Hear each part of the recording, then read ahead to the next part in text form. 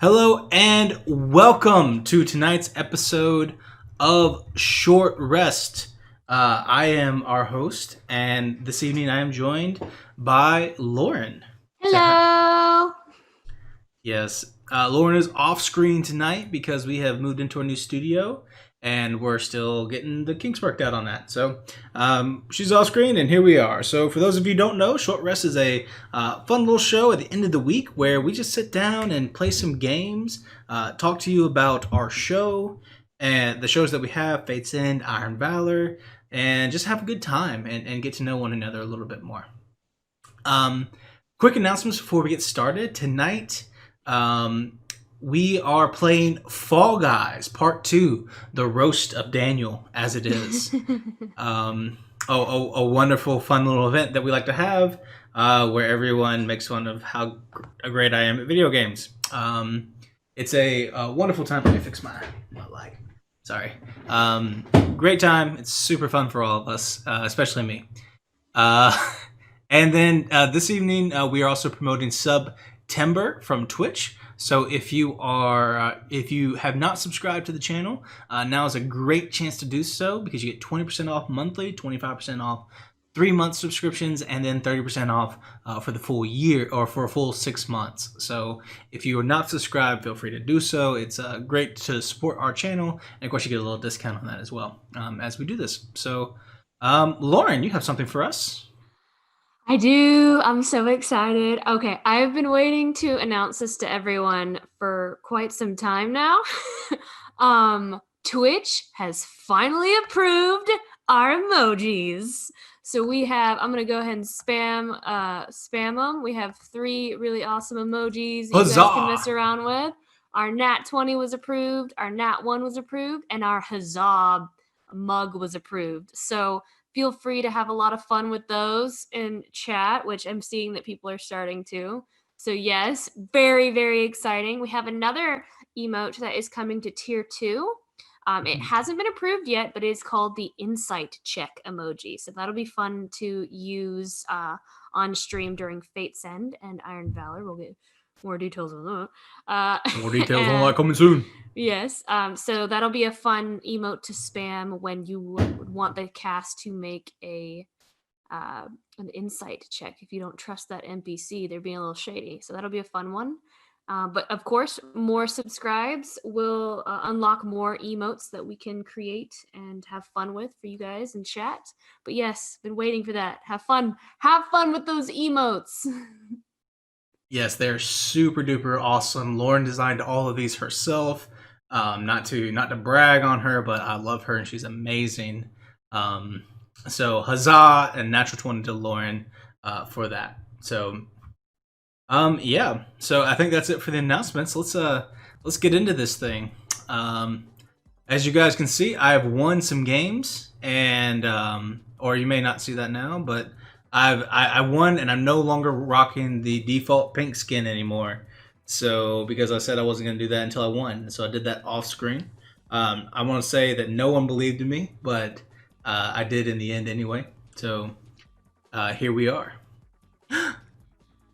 Hang on. Try again. Take 2.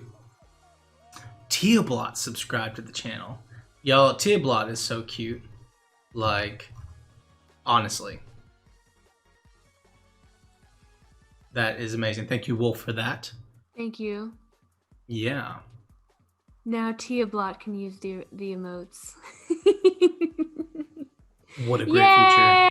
Oh, I get it now, because I was like, wait, Tia Blot is our bot. But I get it now, because now Tia Blot can use the emotes. That's very smart. Wolf is a genius. I don't understand. What does that mean? I don't know that much about all this. You don't? No, what does that mean? Okay, so only our subscribers can use our emotes, Daniel. Oh, I knew. Well, I guess that's true. It's elementary, my dear Watson. I guess I you know what? I didn't know that, but now I do, and I'm glad I do now. But I guess, does Tia Blot use emotes all the time? Well, Tia Blot is our minion. She speaks. I guess it's a she. I don't know. Like, it's hard to know what Tia Blot is exactly. It's Tia Blot. I need a Tia Blot plushie at some point. I know. I want there to be a Tia Blot emote too. But I don't know. Apparently, everyone is uh, is really a big fan of Snonk. So Snonk. Snonk might come before Tia Blot.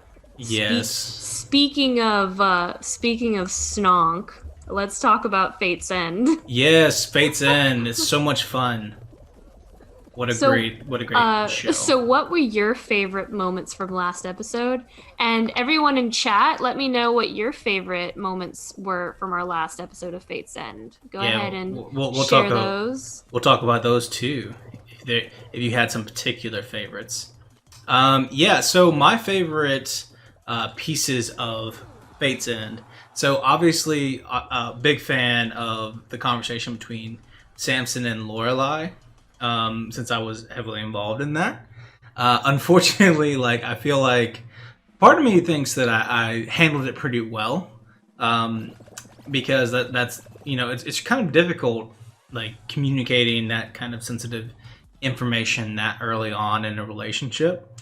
But like Samson's is not the kind of character who is gonna hide too much, And so having that kind of deep conversation this early on, like 12 hours after meeting someone, is something that he's going to be okay and comfortable with. And but like I didn't mean to like scare Lorelai and all that, but with some of the things he said, but I think that was that an improv moment? You know what? It really wasn't. It was something that like I didn't know what was going to happen.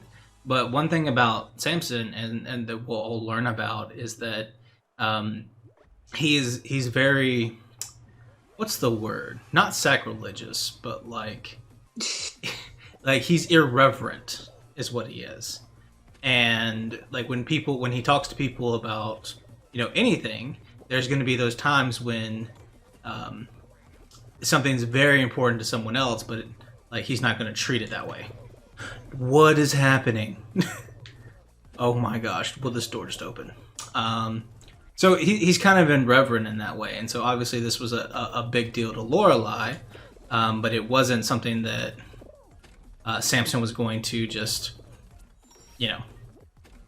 he was going to have that kind of feeling about it.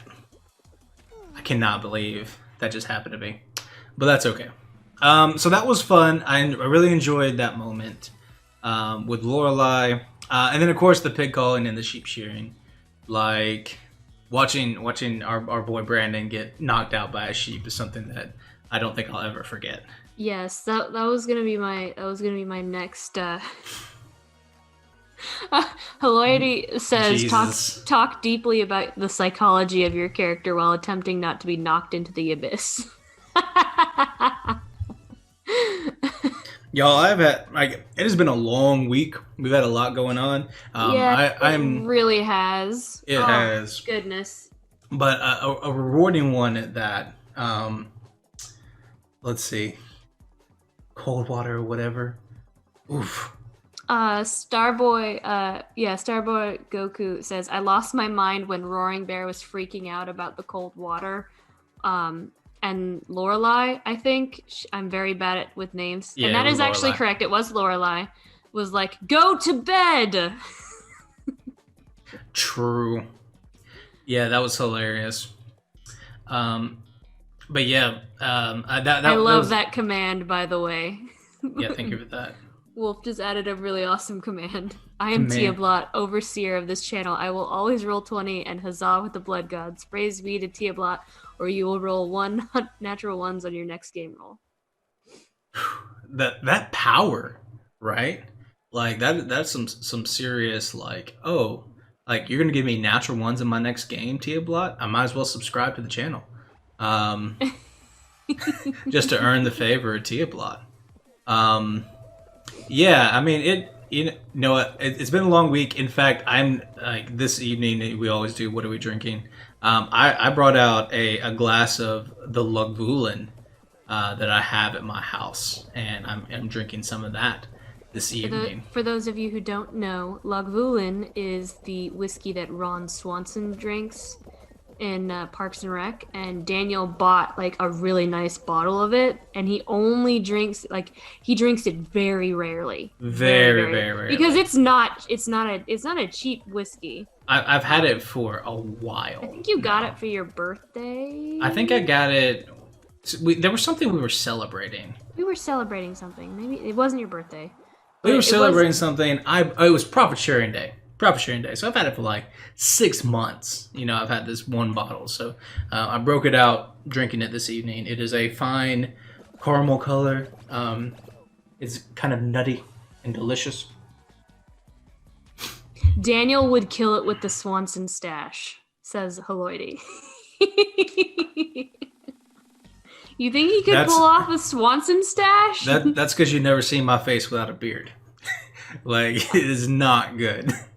Wolf says, nice, I'm trying Japanese whiskey for the first time.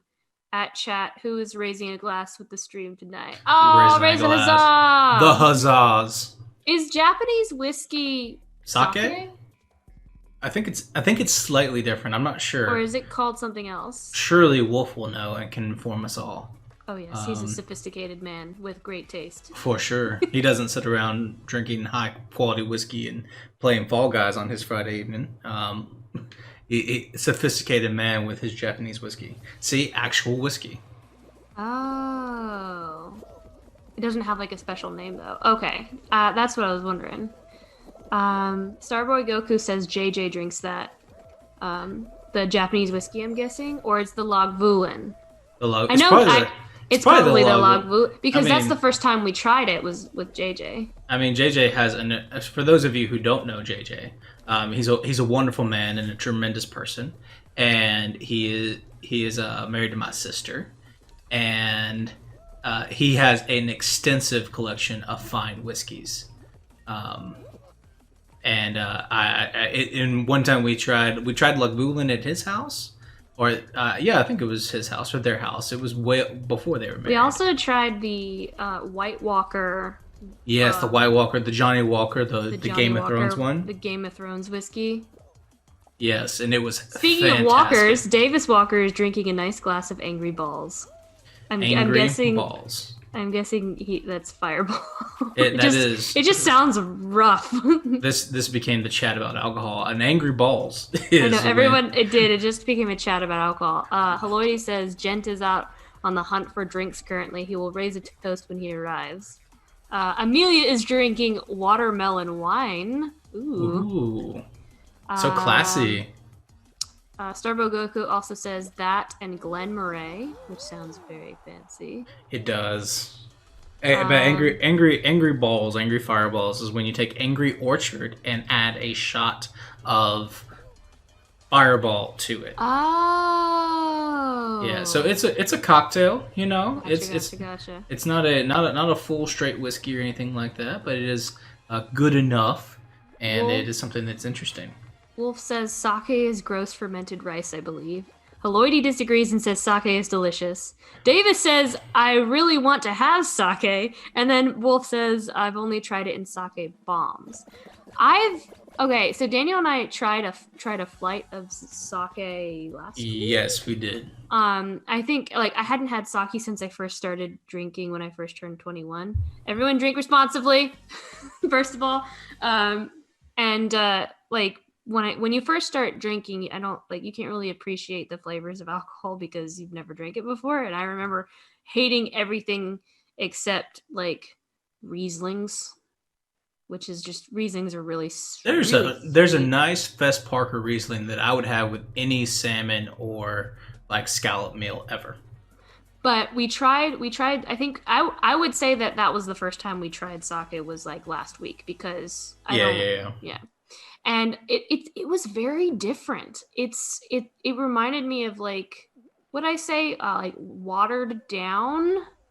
It's like watered down vodka. Watered down, it doesn't have the super burniness to it, and it's not quite as bitter. But it's almost it kind of tastes watered down. I actually kind of liked it. I was surprised. I tried a cucumber sake and a coconut, and I actually was surprised that I liked it so much. Would I drink it regularly? Probably not. Like it's not gonna take over my favorite drink, which is gin. But it was I enjoyed it. Melody says sake by itself is beautiful, very smooth. I really like it, which generally means people who like alcohol that tastes like alcohol won't like it. And then Starboy explained what fiery ball. What was it? Fiery balls. I can't remember. Fiery now. balls. It just sounds. I feel like phrasing, you know, like it just sounds like an STD. You know what I'm saying? Like maybe there's a better name we could come up with it. I'm sure it has an actual name that isn't so herpy related.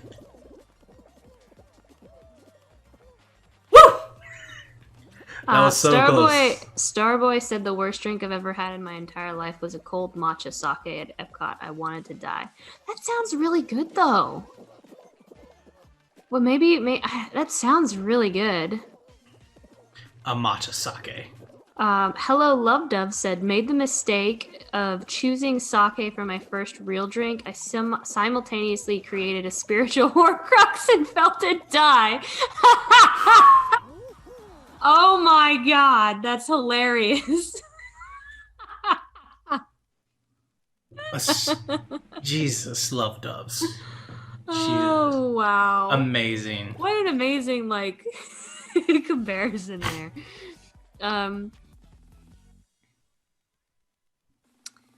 Have you had aviation lore? Aviation gin? Yeah, that's like Ryan. Well, it's not Ryan Reynolds' gin anymore, which is heartbreaking. That's actually the gin that I buy all the time. It was the first. I think it was the first bottle of gin I ever bought because of Ryan Reynolds and his commercials. Like I bought it because of that.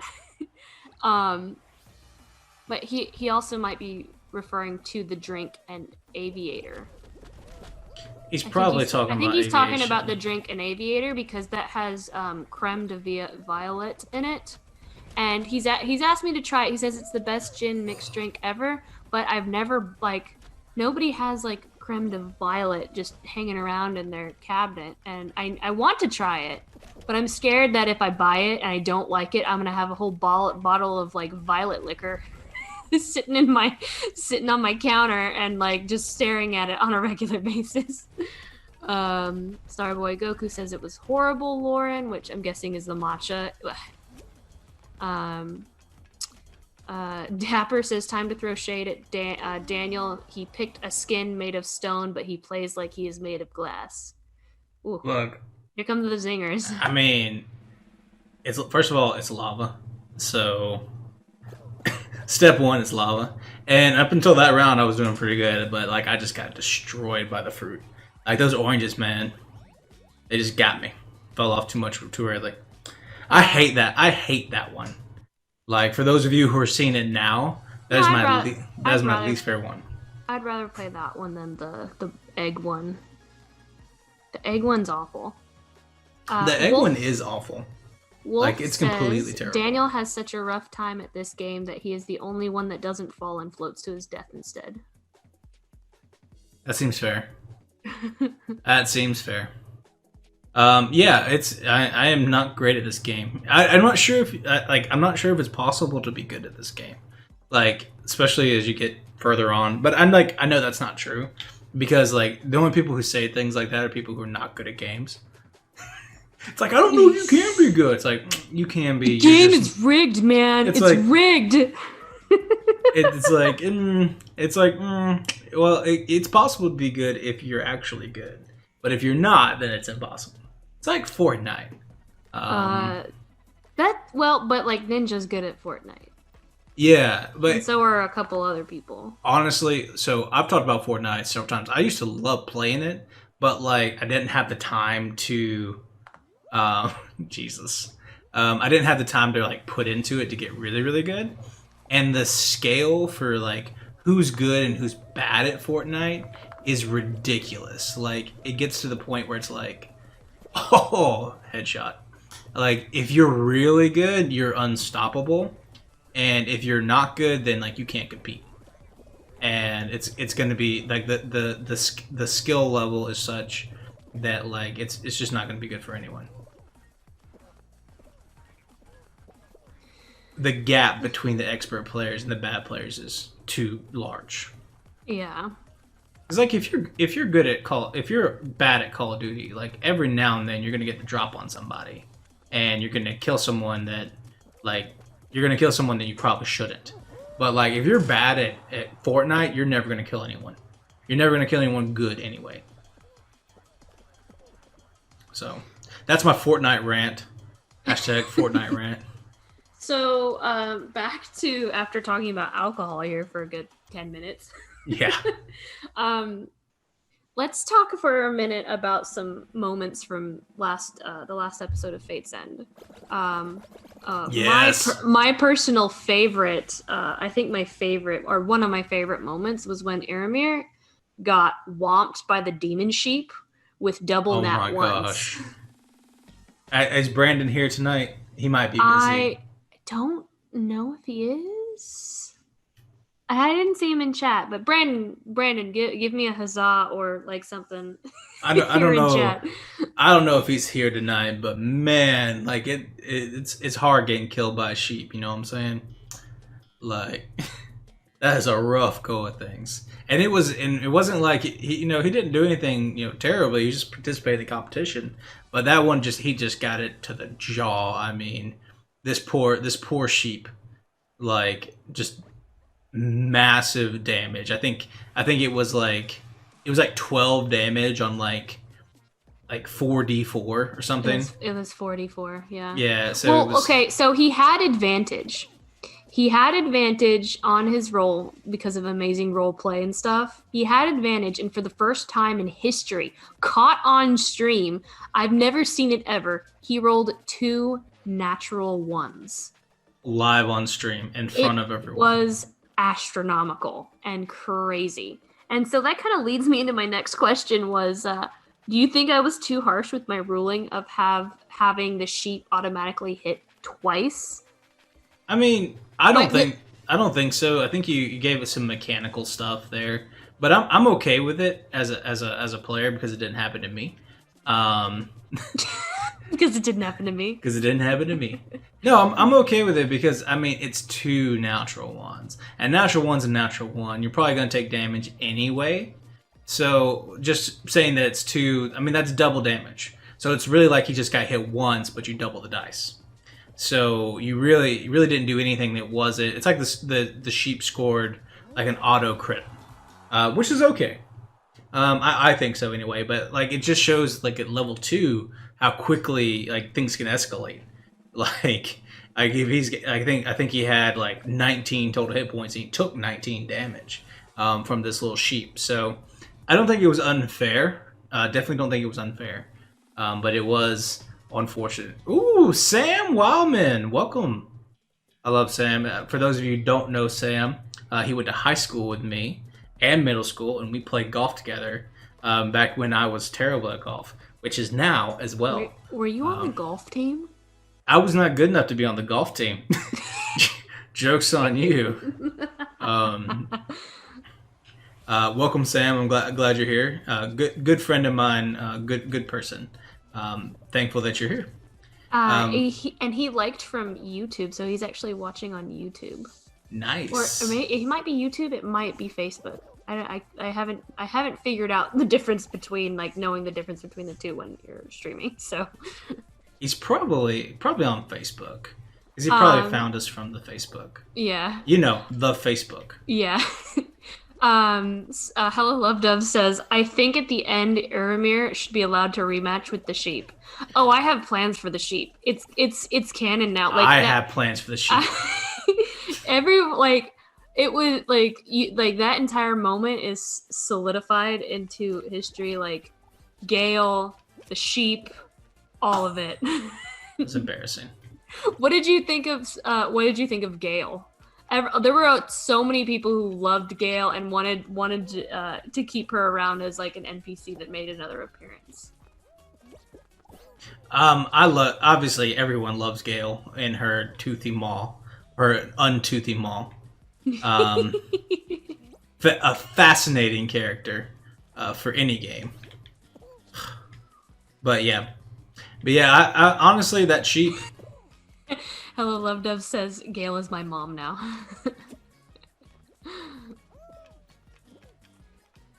Yeah, but that sheep was like, no one saw it coming, but it was so comedic and like the timing was perfect, and I think he had said before he rolled too, watch me roll this nat 20, or like I'm about to roll a nat 20 or something, and then the two nat ones just completely bombed. I think that's what it was. I think he said it was a natural 20s, and just it was a beautiful moment. It was a beautiful moment, and I'm so glad that we got two nat ones because that never happens live. That was amazing.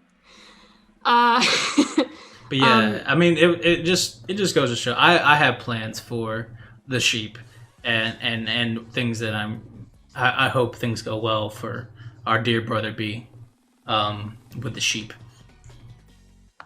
Yeah, I definitely want to bring that sheep back at some point and surprise the team. I think that would be fun. Let's talk about pig calling. That was another fun one. We had some amazing pig calls. Can we talk for a second how Dapper Jen doesn't know what this game is called, but he's talking a bunch of crap to me? Oh, like, is he? He's like... It's called Try Guys, You Have to Try. It's like, but your boy doesn't even know what the game is called. Like, what's up? The roasties become the roaster. I'm just going to wait at the end and grab one in the last 15 seconds. No, okay, I'm going to steal this guy's tail. Wolf is talking about Astral, that Astral doesn't roll with even percentages. I swear it rolls less than 10 twice as much. Okay, the sentence is a little confusing. It's a little confusing, but we weren't rolling on Astral. We were using Foundry, and shout out to Foundry Virtual Tabletop because they have the most versatile tabletop, and we love it. They're not a sponsor or anything, but the plug and play of that is, we love it. Foundry is amazing. You have to have your own server and stuff for it. Yeah, but you have to have. You have to like have technical knowledge because you can't just log on and just play with your friends. Like you have to buy your own server space and then install it on a server and all that. But yeah, like we were playing, just to let everyone know, we were playing with Foundry Virtual Tabletop, and they do have a Patreon. And very worth supporting. A great small creator. Getting big, actually. No! Was that you, Daniel? No! Was that you knocking on the wall? Yeah, no, probably not. It's just me, like my feet. Most likely. They got me in the last, 5 seconds. I'm very upset. So let's talk about pig calling.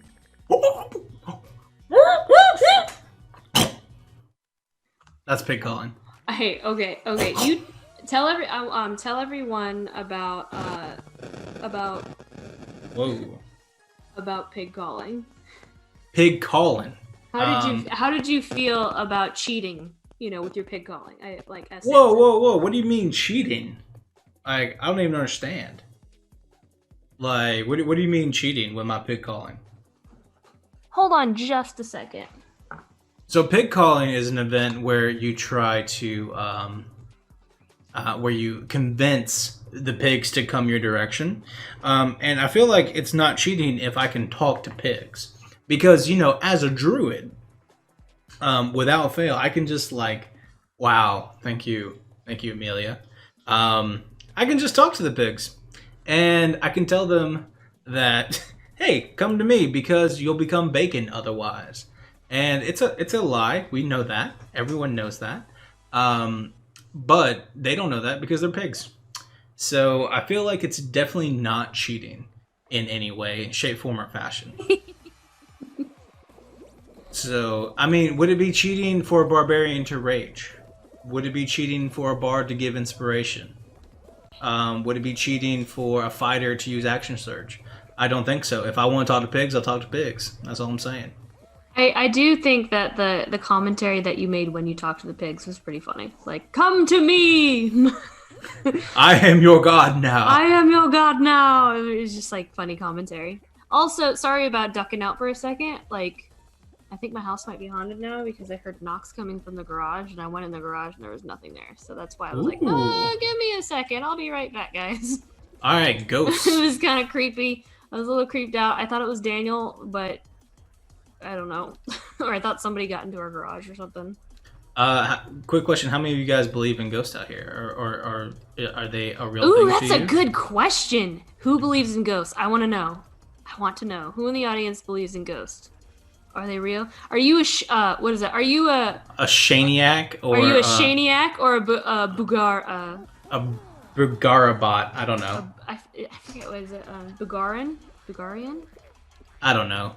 It, check out this obscure reference from what is that YouTube channel?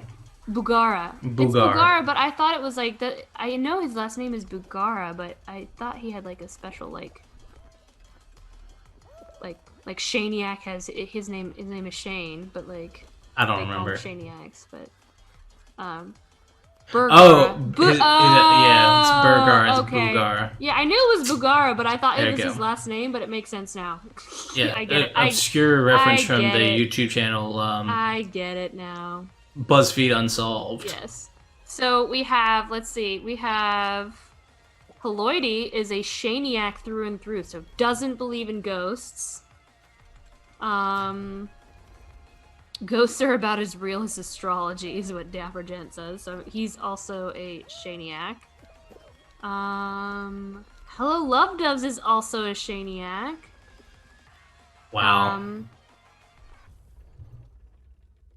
Starboy Goku says, "What do you think I think of ghosts, huh?" Question mark, question mark, question mark.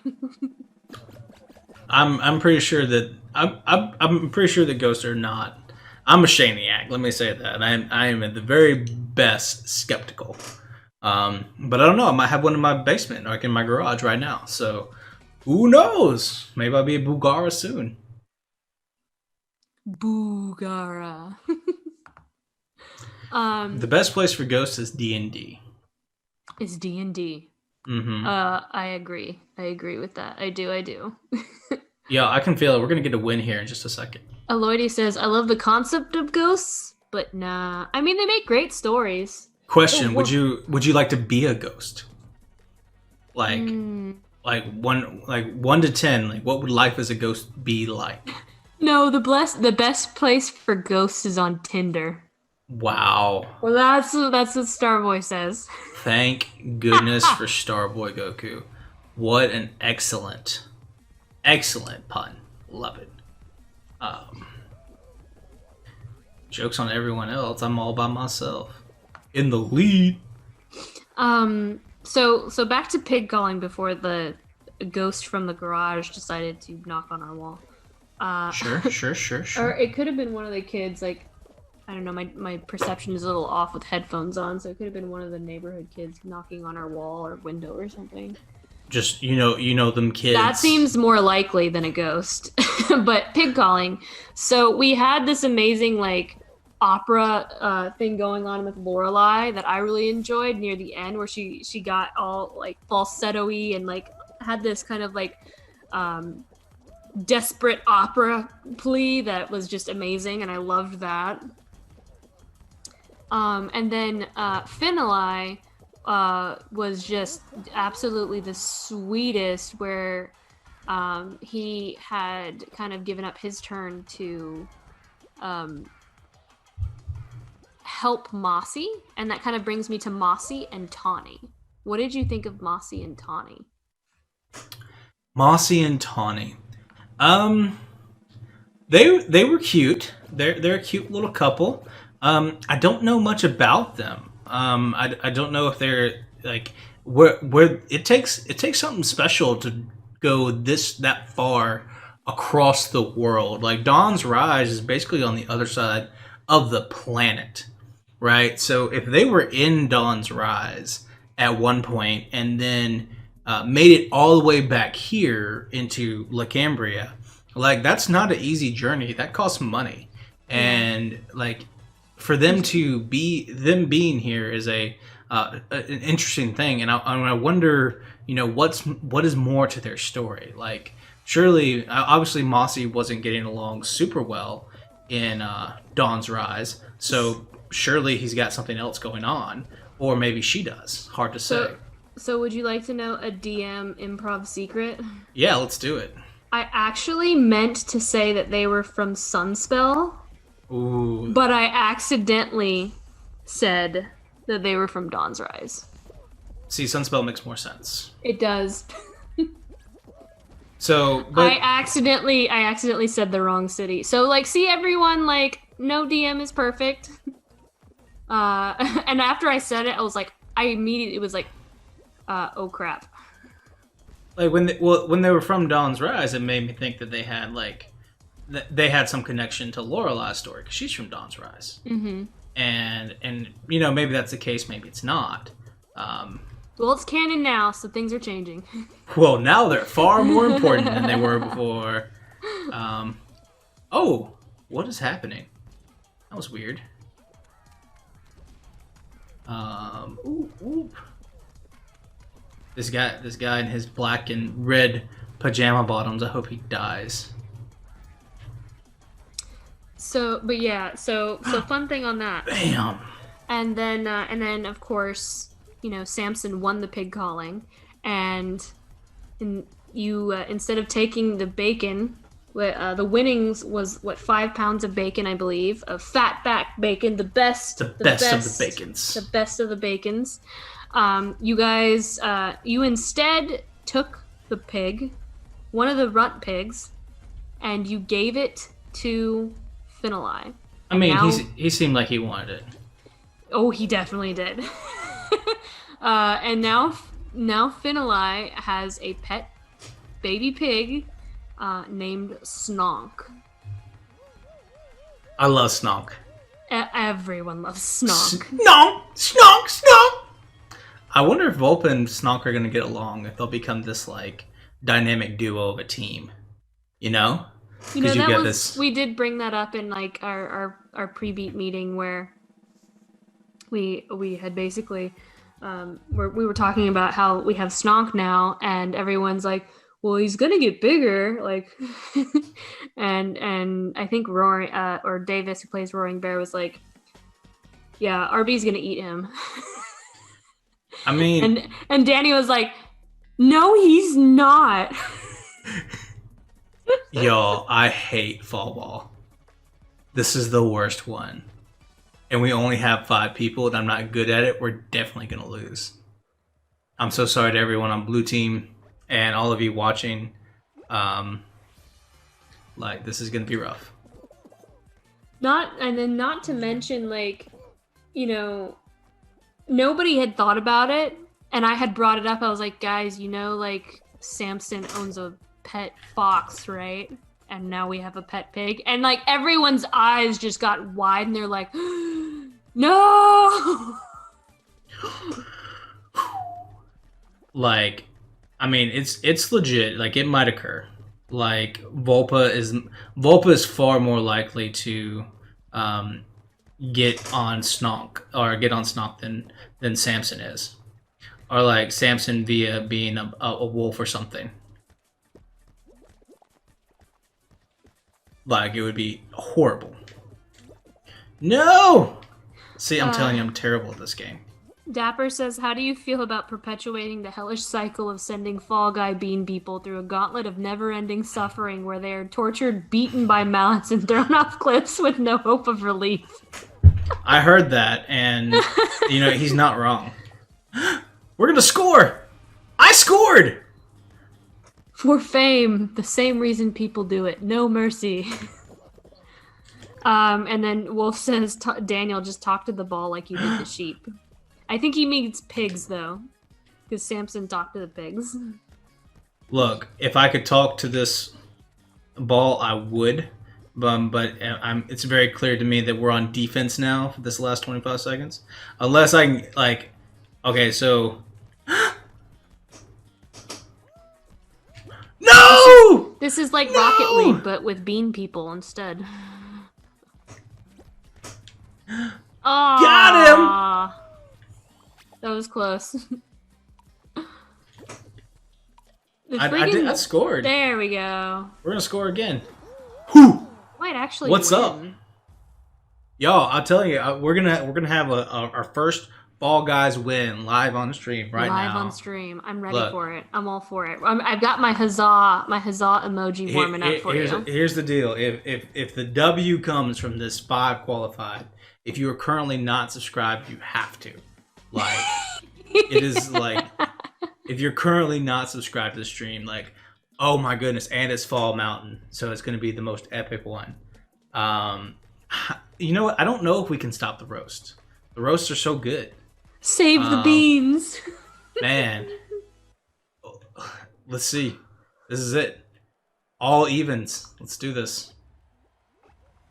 So, so let's move on to our next section here or our next bullet point on Fate's End is the Concert of Flowers.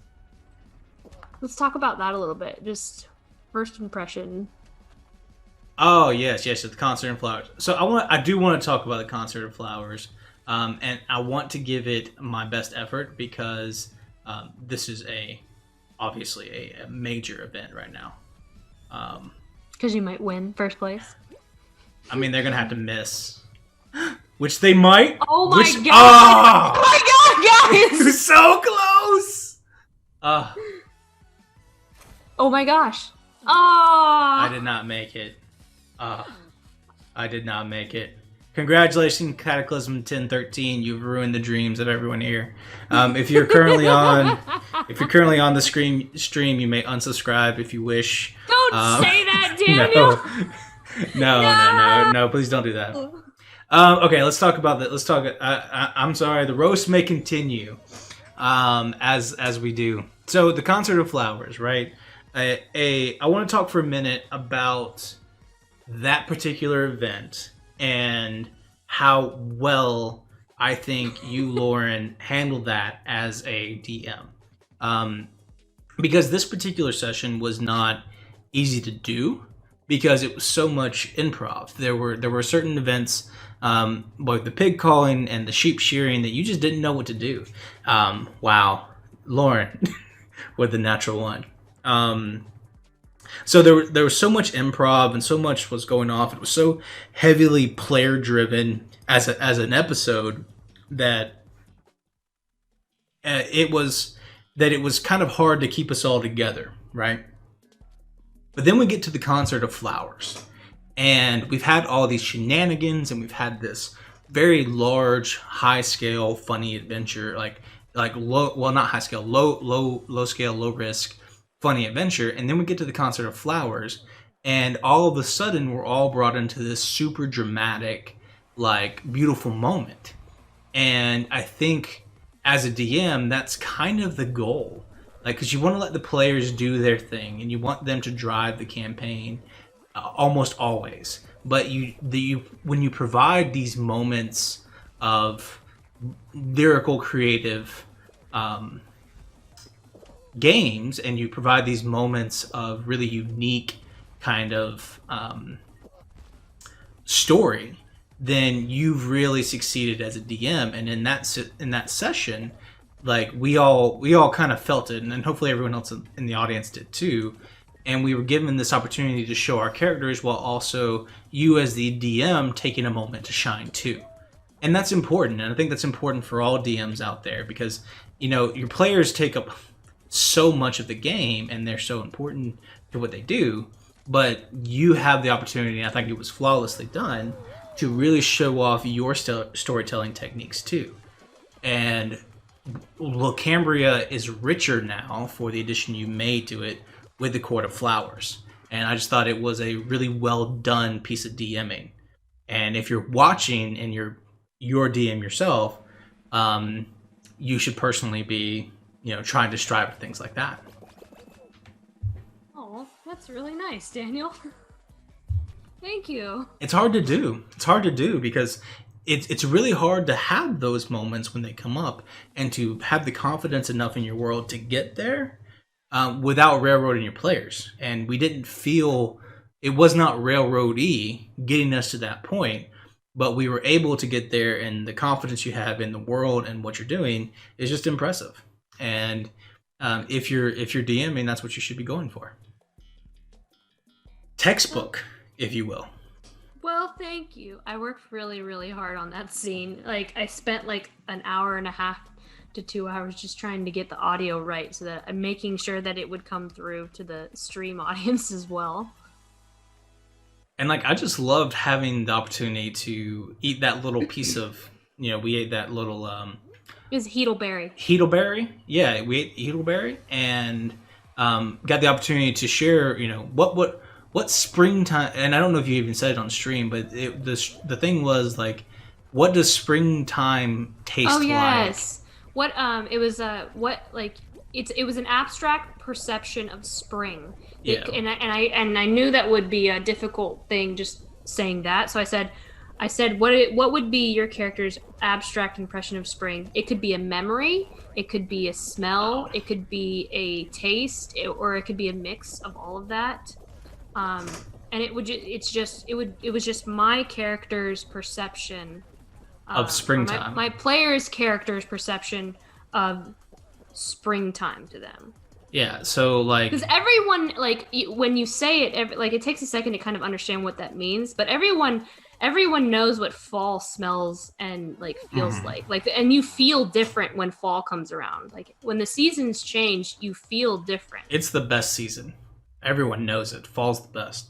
So that was what I was trying to like evoke from my players and their characters, like, and I felt like that was a great opportunity for the audience to get to know their characters better on a very I don't know if visceral is the right word, but abstract way. Maybe intimate, like an intimate, abstract way to get to know the characters a little bit better. It was a moment for the audience, because like, no one in the party knows that everyone had a different experience. No one in the party knows that about each other, but everyone in the audience knows a little bit more about. Everyone in the audience knows a little bit more about the characters now. Like, it's just so interesting that, like, in one phrase, like, Samson thought it tasted bitter, and everyone else had kind of these like sweet emotions to it. So it's just a super cool little moment, something that was hard to do and difficult to do, and it was successful.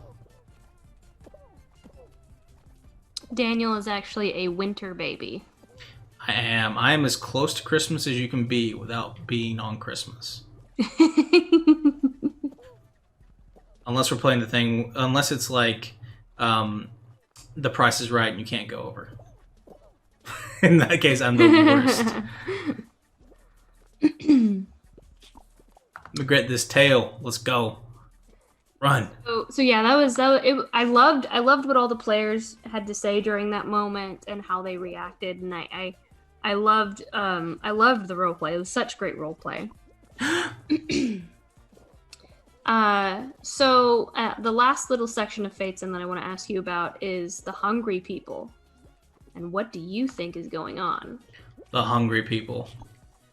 It's really hard to know what's going on with the hungry people. It could be anything. Oh no, am I going to lose this one again? This just in, the abstract concept of spring killed Samson's father.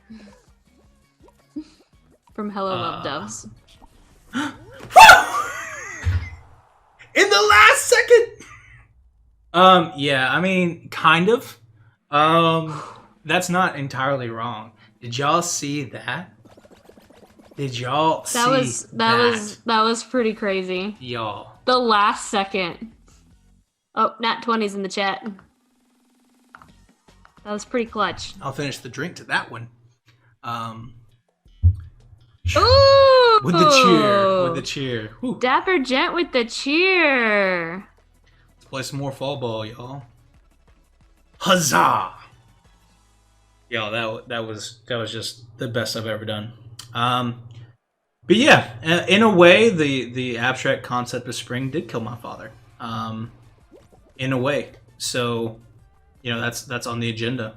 This is not going well.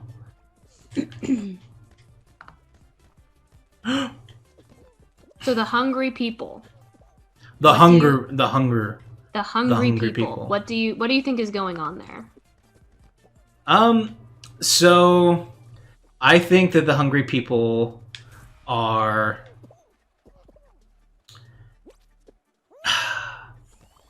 necromancy and enchantment. Those are kind of, it doesn't really tell me anything. Okay, and I'll tell you what it means. So obviously these things are under some kind of influence, or at least they feel like they are, and because of that, it feels like they're kind of probably under some sort of necromantic power or enchantment. And we know that, but which one is it? You know, or is it a combination of both? And if it's a combination of both, I don't really know anything about them, and like it's kind of tough. It's kind of tough if I don't know anything which one they are to kind of pinpoint what's going on. I think that no.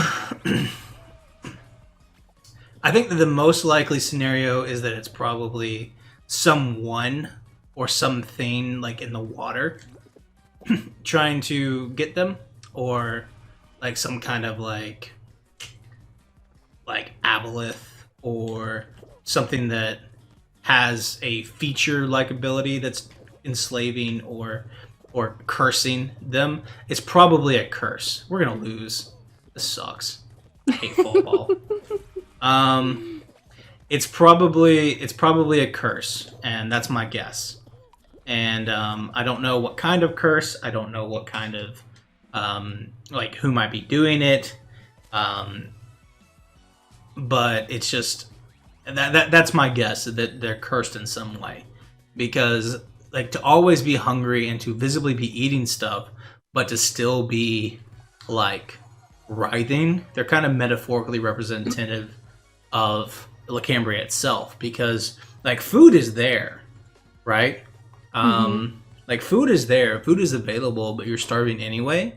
Like, what are you hungry for, and why are you hungry for? Why are you not eating the things that were given? And it's just a bit of corruption. And so I think that that's honestly like they're either cursed or they're there to be a metaphorical representation of Lacambria, an example of what we're trying to fight, which I think is a good storytelling technique in general. What's the red ooze monster that makes the clones? The clones? I think I know what you're talking about. I don't know if it makes clones, Lotsky, but you're talking about the Oblex. Oblex? Obelix. I don't think this is that. I will link the Oblex or the Oblex to the chat so you guys can see. That's one of the nastiest creatures, I will say. It's on the top 10 like most deadly things, yes. But I hate the most deadly things. And creepy. I hope this is correct, because I hope this is the correct one. It's not. I don't think I can pull it from. Can I pull it from D&D Beyond? We'll see. Some of the monsters on there, like, you can't pull because you have to have like a paid account. Yeah, I don't think an Obelix is a. Well, I'll share it. I'll share it to the chat so you guys can see it. I don't think it's a basic one that you can just share with anyone. It's pretty nasty. Let me know if you guys can see it, if you want to check it out. But it's terrifying. But that's what Lotsky is referencing. They're horrifying. I've never fought one. I've never had any in my games, and Daniel hasn't had any in their games. This is the monster that I had mentioned in a previous short rest, where this is actually from the mind of somebody who won or who was in like the Make-A-Wish Foundation, and they wanted to create a monster for Wizards of the Coast, and this was the monster that yeah Wolf has got it. Yeah, Wolf's got it. Wolf, yeah, exactly. This is the same monster. The person who came up with this is just absolutely brilliant monster maker, because it's, like I said, it's pretty terrifying. So hopefully you guys can see it, and D&D Beyond's not like putting you through a paywall or anything. Hey, it's 8:55. Let's talk about Iron Valor. Yeah, let's talk about Iron Valor real quick, and I'll let you kind of since it's your vision and everything, I'll let you take over on that. Yeah, and we may go a little bit longer than 9 o'clock tonight because this is something we did want to talk about. Yeah, and Um, I apologize for having Fates and go too long. no, no, no, you did fine. You did fine. So this is what's been going on. So we're gonna change up Iron Valor.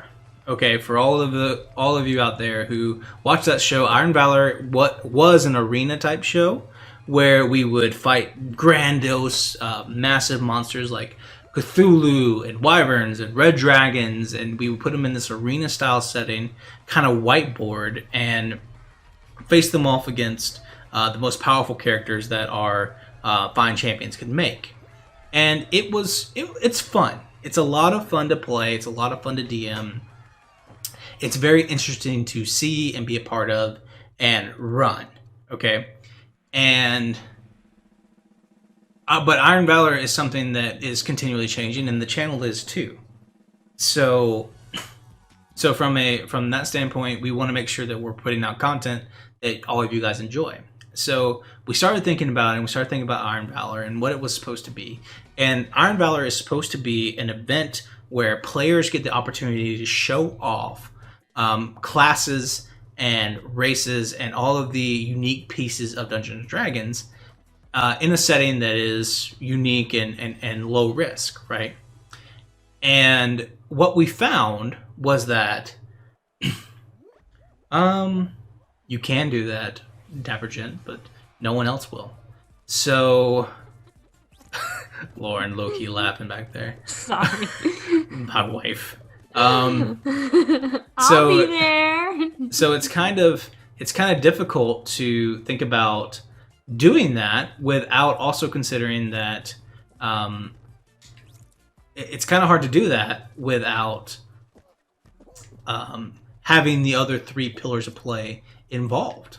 Like if you don't have exploration, then you're missing out on a lot of what the rogue does. If you don't have social encounters, you're missing out on bards, and if you don't have X, Y, and Z, you're just missing out on large portions of the game that are super important. And while we love the idea of combat oriented games, the truth is like it just wasn't working. It wasn't working the way we wanted it to. So we're changing it up. And so what you're gonna see now from Iron Valor, and starting next week, and starting Wednesday, is we're going to be running short story style one shot adventures. And I want to like stick away from the one shot idea because it's really not that. We're effectively going to be taking like itty pieces of adventurers who are currently on an adventure. We're going to be jumping in directly into the main storyline. So when you get into this game, you're going to see players who are dropping in to a dungeon as they're walking in. They may already be in it and have traveled for a little while, and you're going to see the climax of it.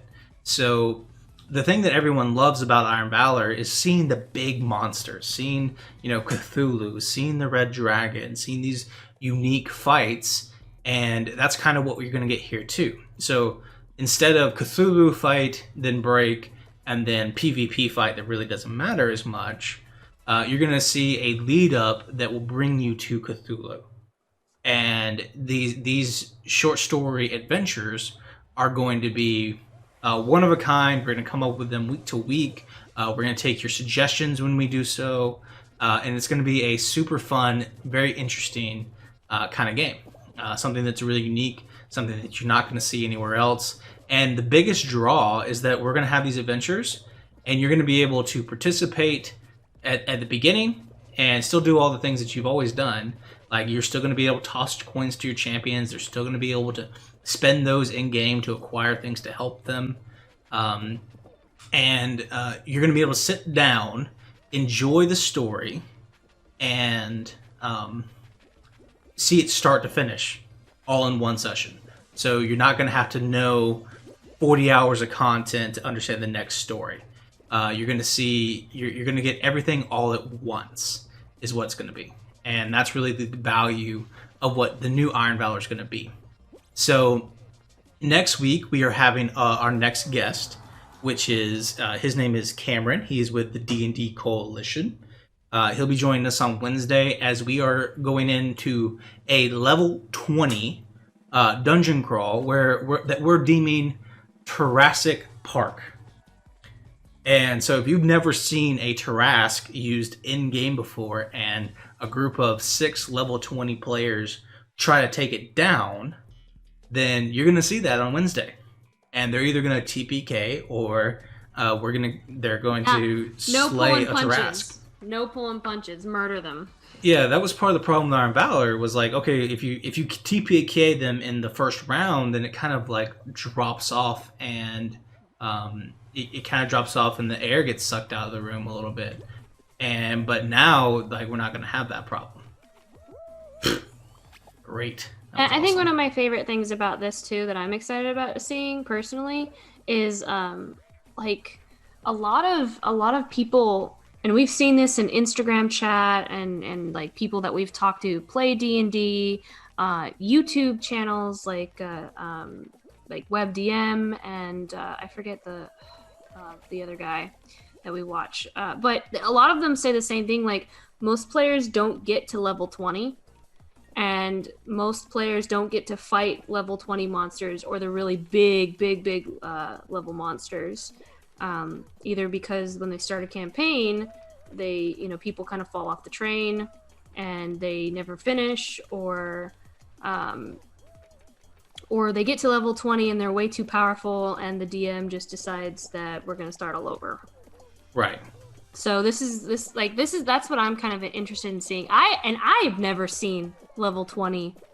I've heard, so there's so many memes about Tarrasques and Tiamat, and I'm excited to see it happen. See the players fight this thing. Yeah, and you're gonna get to see it in their element too. That was another piece of it that was missing, is we didn't have lair actions from the creatures, and you didn't get all the thing about a dragon is not that you can fight it in an arena that has a roof on it. Like you're gonna fight it in a large scale like forest. And if we do a dragon encounter, I might do one where it's like hunter and prey situation, where they might have multiple encounters where the dragon fights them, does damage, then flies away. Then they have to continue what they're doing. Then it comes back, and you have all these terrible problems that occur and could be dangerous to your players. It becomes more. The dragon becomes the intelligent beast that it's meant to be.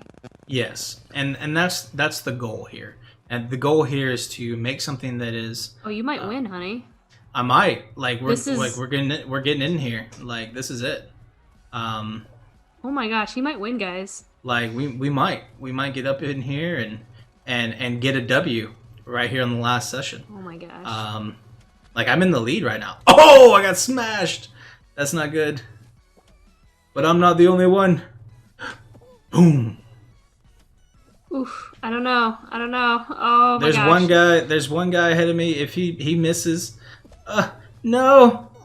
Okay, we'll do one more. Yeah, so these short story kind of one-shot adventures are what you're going to see from Iron Valor from now on. And we're doing this because like just creatively looking at what Iron Valor was, it wasn't what we wanted it to be. And it wasn't inherently, I guess, genuine to what D&D is. Oh, we're gonna use that now. Yeah, for sure. Wednesday, like I didn't feel good about killing Davis. Like I didn't feel like that didn't make me feel good, and I don't know if that's just a me thing, but like I didn't feel good about fighting my friends, and I think that is kind of like part of D&D is like it kind of hurts that's like the heart of D&D is playing with your friends and like killing and conquering and succeeding together, and I feel like it kind of like hindered the heart of what D&D really is. It kind of it really did. Like, but I think it says a lot that we tried something, it didn't work, and that's okay. It's a I don't know about my friends. Fair. And it's not like we won't ever do PvP again. I can see a situation where we have two parties of 3 that are attempting to get to a single treasure, and we can certainly do that. We can bless the monster for cursed players for sure. If we're in a situation where we've got two parties of three searching for the same treasure, they may end up with a PvP battle at the end.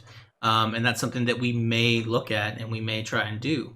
The good news is like it's so much more open now. It's so much more available for everyone to see, and that's what's most important. Is we're going to get the variety that we want to see in Iron Valor, but we're also going to get to see new role play, different role play, stuff that is genuinely interesting to all of you as viewers and all of us as players. Like, and no, like everyone's got a like. No one plays a rogue right now because rogues are meant for exploration. They're not meant for combat, and or at least not combat in this way. And that's something that we're going to see more of now. Like I'm 100% sure that someone's going to play a level 20 rogue because you can just natural 20 something at any point. And like the likelihood of that happening is something that's going to be really really cool. If someone doesn't play a level 20 cleric, I'll be very disappointed.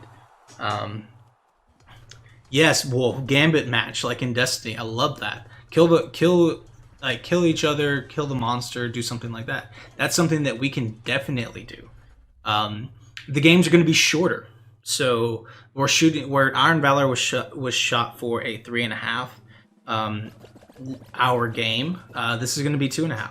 And we're gonna try and have an hour, hour and a half of other stuff, social encounters, exploration encounters, and then followed with some combat. It's still gonna be combat heavy. You're still gonna see big monsters, but you're gonna see more unique monsters, not just beasts, not just yeah, exactly, trying to kill the same big bad.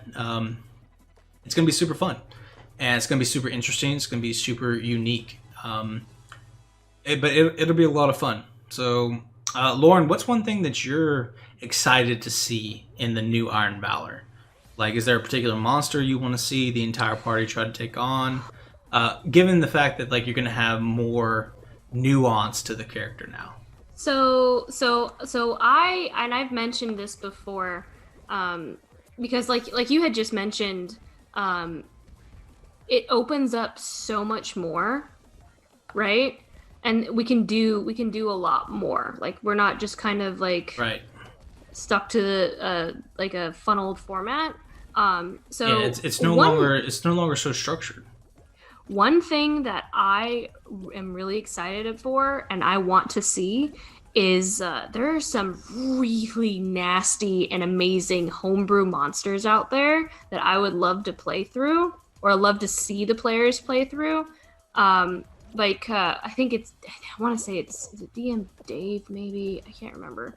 I'll have to look it up and share it with everyone.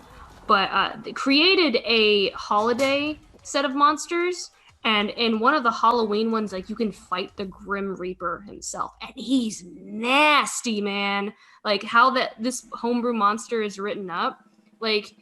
And how great would that be to kind of like shout out to like community homebrew builders and stuff, and like sharing their content. I'm excited about sharing other people's content too, and giving them credit and stuff. And so I'm really, really, really excited about that. I'm also really excited about being able to play through the encounters that we've built together as well, and like, showing those off because. We put so much love into that, and I'm really excited to showcase that as well. That is accurate. I'm one thing I'm excited to see is the themed one shots, kind of like Wolf's talking about now with the Grinch and down in Whoville, like holiday Halloween themed one shots. I still want to do like Marvel versus Marvel Adventures. All that stuff. I still want to see those things, and I still want to do those in this Iron Valor. So, and you're going to see those things. Oh yeah, like Like you could do so much. I do like that Grinch fight to save all who's in Whoville. All the Ooh, who's in I'm Whoville. getting tripped up on the words there. But yes, that sounds like so much fun. It would be so much fun. I'm excited for the first murder mystery. Um, the first murder mystery Iron Valor, where we're all at a dinner party, and it's almost all social encounters and like RP stuff, and somebody there's a vampire keeps killing people. Oh yeah, Like yeah. Okay, it's D&D Holiday Encounters by Paul Weber. Paul Weber, yeah. Paul Weber. If you want to look that up, I don't think I can put files in chat. Yeah, probably not. I don't think I can upload PDFs in chat, but like he has like how many times are we gonna play fall ball? He has like a yin and yang dragon for New Year's, which is really cool. He has like a Godzilla like giant groundhog for Groundhog Day. And then like, you know, Cupid, just a whole bunch of really cool monster homebrews for all the different holidays. Did your audio cut out, Daniel? No, I'm just hating fall ball right now. Oh, you got quiet all of a sudden. And like Easter, there's like a were-rabbit. Yeah. Halloween, there's like Reapers, of course, the Grim Reaper, and then like this pumpkin. He made like a pumpkin king. Which made Jack Skellington himself. Basically. Well, the cool thing as well that he also includes the magic items that they drop.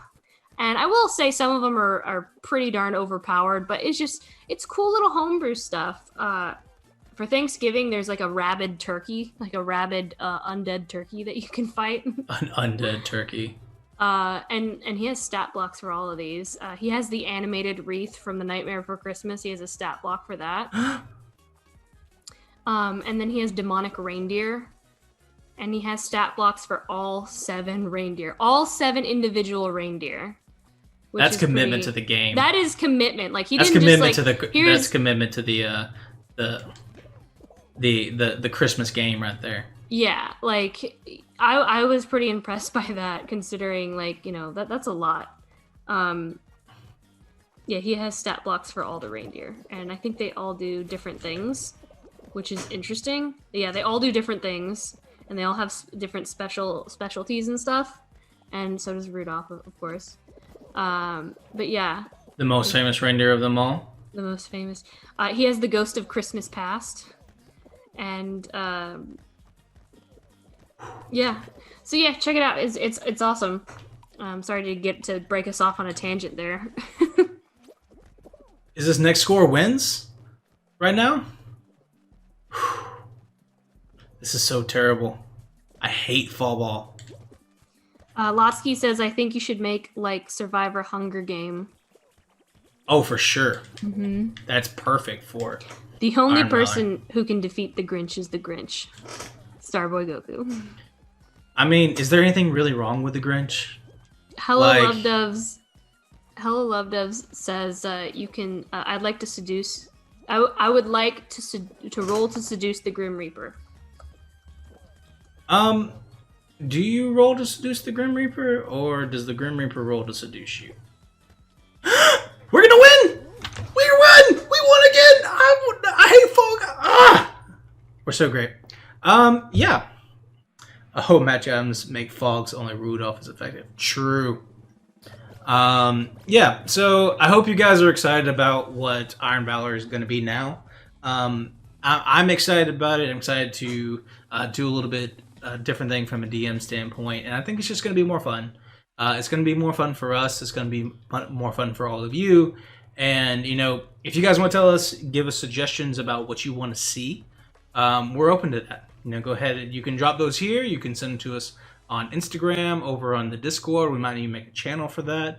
I found the link to the Paul Weber, the 70 pages. I shared it in chat if you guys want to take a look at that. I found it. Sorry. No, that's it. I didn't really have anything else to say. Just like if you guys are interested in seeing some of this stuff, then let us know in the comments that we have.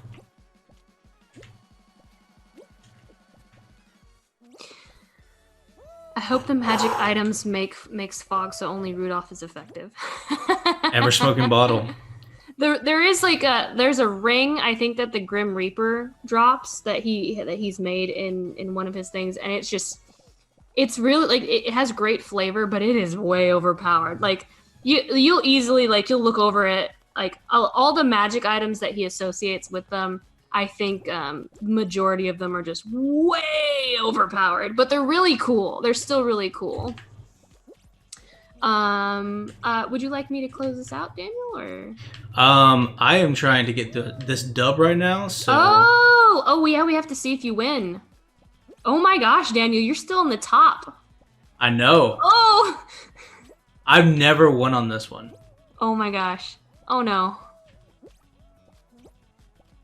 Oh my goodness. You might win. On the last one. Thank you all so much for joining us to Fall Guys. Oh no! I know. So close. Thank you, Dapper Gent, for the bits. If you would like, go ahead and give the stream a follow or a subscribe if you have not already done so. Thank you, Bionic Wolf, for the gift of the tier subscription to Tia Blot, a new patron, Kate Hubish. I'm not sure who that is, but the last name sounds familiar, so that's a good thing. And then, I'm not sure, I think we got Mini-Matt last time. So sad for this final loss, but I think that's going to be it for us in this stream. Where are we rating, Lauren? Ooh, we could raid Jacob Buds if you want. He's roll... is it roll 20, I think, or... You know what? I really like the aesthetic of you know what? This is gorgeous. They should have more views. Like, you guys are going to be impressed with this one. They have the most amazing scenery. Like, they built like a set. We are going to raid Not Great RPG. That is who we're going to raid. They have an absolutely gorgeous channel. So we're about to raid. Make sure to send them some love. Go over there and give them some huzzah emotes to share the love and everything, and just let them know that you came from Ink and Lyre. And yeah, so we're going to raid. Are y'all ready? Let's go. We are raiding in 10, 9, 8, 7, 6, 5, 4, 3, 2, 1. Rating. Let's go. Make sure to be nice. No bully, no politics. Great. Hello. I don't know how many people are in their current chat. There were only 10. There were only 10, but now there's what we have now. Oh, did they just go?